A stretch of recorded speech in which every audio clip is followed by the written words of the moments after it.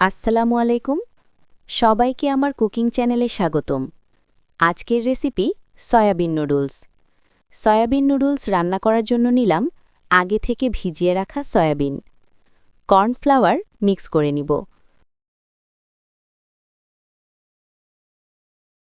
পরিমাণ মতো দিলাম তেল।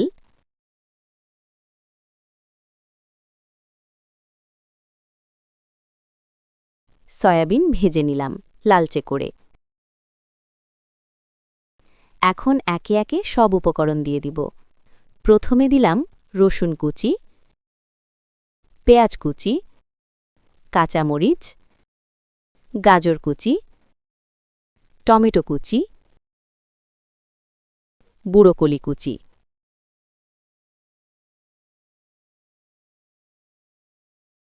হালকা সিদ্ধ করে নিব।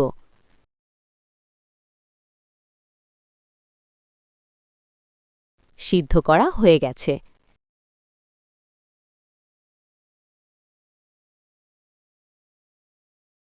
স্বাদমতো দিলাম লবণ, চিনি, সয়া সস,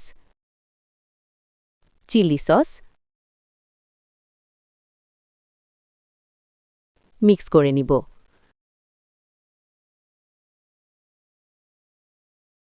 আগে থেকে সিদ্ধ করা নুডলস দিয়ে দিলাম।